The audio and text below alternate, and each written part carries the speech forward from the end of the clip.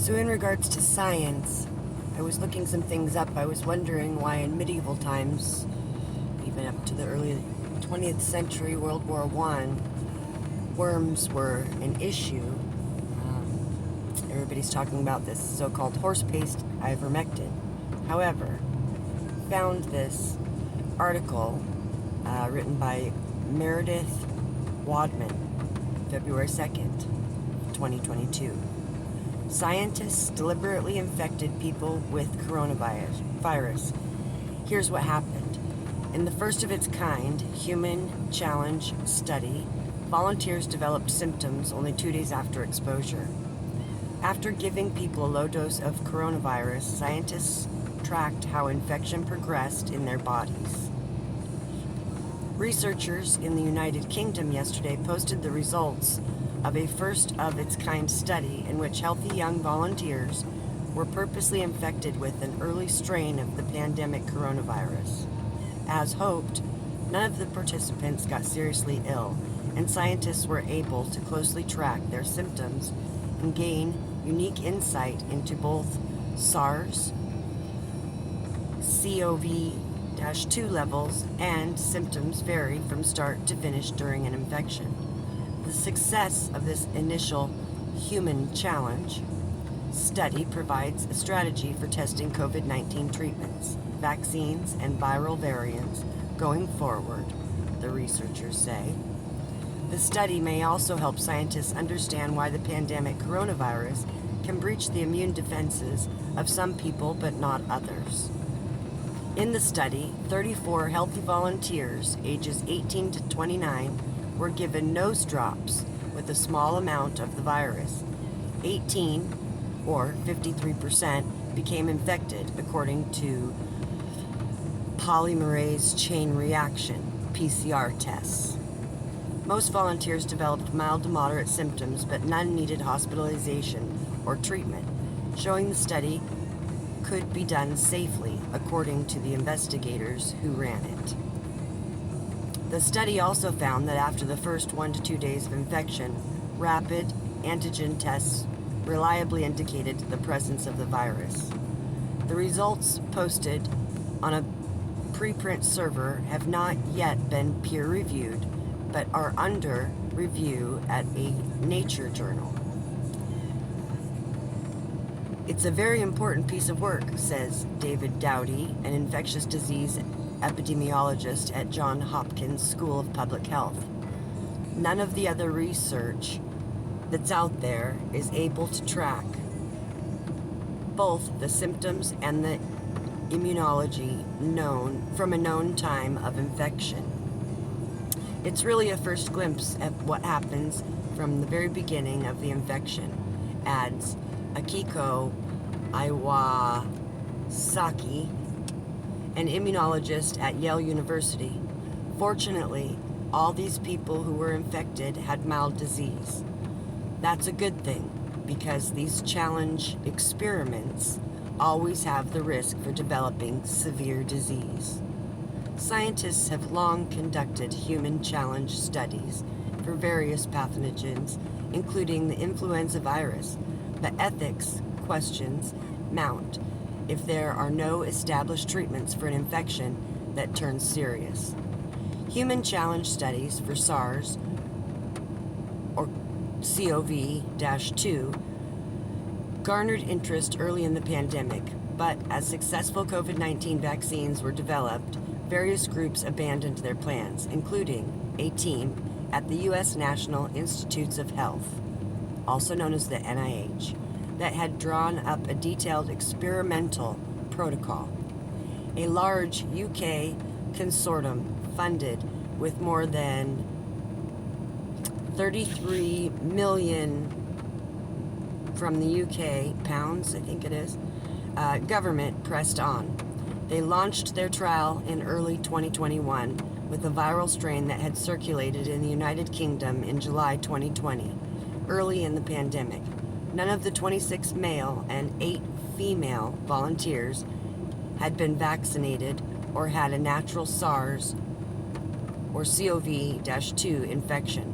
Volunteers were infected with a low dose about equivalent to the amount of the virus in 1 drop of nasal fluid when they were at their most infectious in a high contaminant quarantine unit at the Royal Free Hospital in London.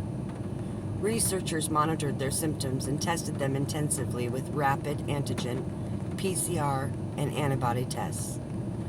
Whether because of the low dose, the volunteers' vigorous immune systems, or both, the virus failed entirely to establish an infection in 16 people who got the nose drops.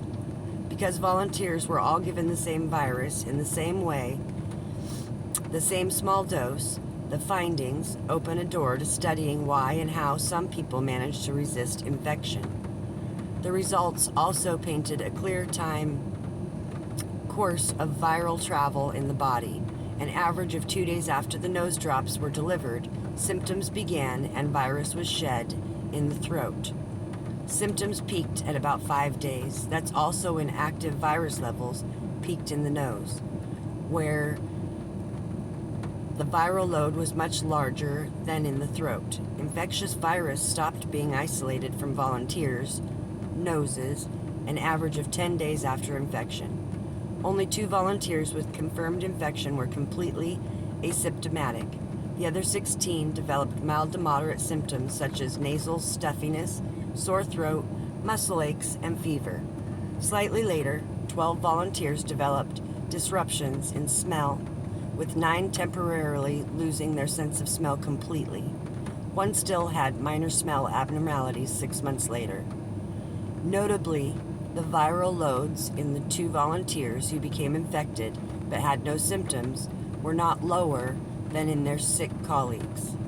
Even if people had no symptoms at all, they all generated extremely large amounts of virus, which really speaks to the infectivity of the virus and explains how the pandemic has spread so rapidly, says Chris Chu, an immunologist at Imperial College London, ICL, who was the study's chief investigator. He spoke at a Science Media Center press briefing today.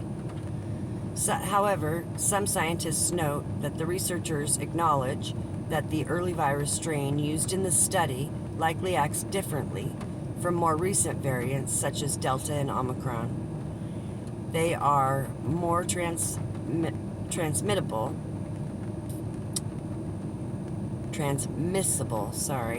Different variants would require different experiments. Wasaki says the extent of virus replication as well as the duration of symptoms might differ somewhat, and potentially even location of viral load might differ. Future human challenge studies with multiple variants might be used to test vaccines designed to be broadly protective against various strains of SARS-CoV-2 or even other coronaviruses, says Matthew Memoli, a physician and virologist at the U.S. National Institute of Allergy and Infectious Diseases, who had developed the planned NIH challenge experiment. The problem is, right now, when we make these vaccines, we are kinda flying blind, he says. Memoli also says the UK study pulls back a curtain on basic biology. For instance, it found that uninfected volunteers did not develop SARS or CoV-2 antibodies in their blood. That is in contrast to flu challenge studies, which Memoli has run for 10 years, in which exposed but uninfected people to develop antibodies.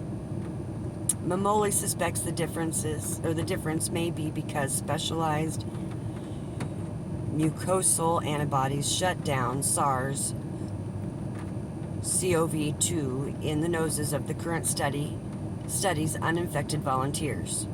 Some critics have pushed back against human challenge studies, arguing that their risks to volunteers outweigh the benefits to society at large. But study co-investigator Peter Openshaw, a respiratory physician and immunologist at ICL, rejected that at today's press briefing. Is it ethical not to do these studies if they can be done? We get unique insights. We need to just acknowledge and thank the altruism of volunteers who stepped forward. He and his colleagues are planning their next move. In the spring, they hope to launch a Welcome Trust funded human challenge study using a standardized Delta variant in vaccinated volunteers.